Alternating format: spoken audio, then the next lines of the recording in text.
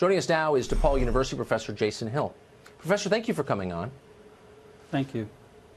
So tell us your view of why censorship from the left, but not exclusively from the left, but mostly, has increased. That doesn't seem like the sign of confidence. It seems like the sign of people who believe they're losing control.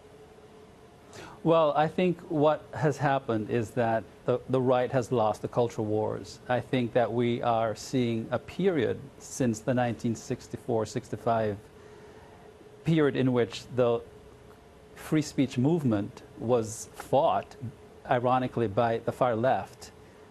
We are under the nefarious control of a far left movement that is in exercising cultural power and is in control of our cultural institutions.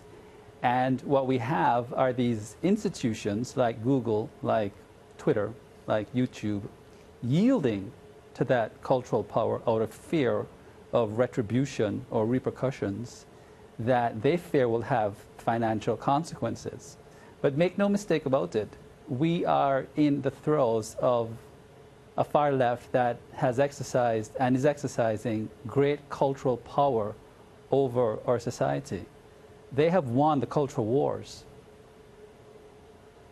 What I don't understand is why people who dissent, who have different views, tend to be so passive in the face of attempts to shut them up. I understand why people don't like Alex Jones. I'm not defending Alex Jones's views, obviously. But if they can silence a radio show host, or if they can silence James Damore, the engineer at Google, why can't they silence you? Or why can't they silence me? Of course they can. Why don't we fight back against this? We can't fight back because we don't have the moral courage to fight the opposition. We are apologists for our values and we're apologists for our principles. Yes. We have ceded the moral high ground to the adversary, and in some sense we have given them the moral authority out of some sense of cowardice. I think there's a great deal of moral cowardice that conservatives have, that people who are even mildly conservative have, and we have ceded the moral high ground to people who have co-opted values and principles in the name of some sort of morality that is nothing short of nihilism, cultural relativism, an attack on reason, and an attack on rational argumentation. But it's a lack of courage, and it's a lack. Yeah. I think you're exactly right.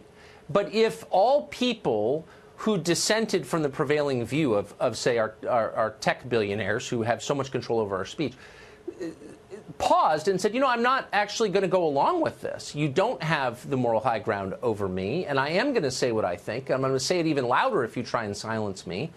I mean, you could actually make some headway fighting back against it, couldn't you?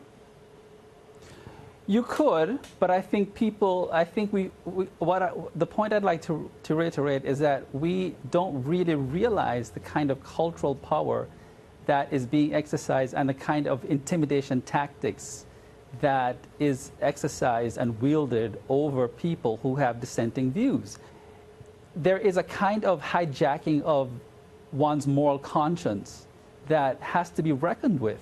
And I think until people who hold conservative values or people who are on the other side of the spectrum say, no, this is wrong, free speech has got to be defended, and whether it's even, I would go as far, Tucker, as to say even hate speech, so long as it's not an incitement to violence. I appreciate you, Professor, for reminding us of that. Thank you very much for that. Thank you.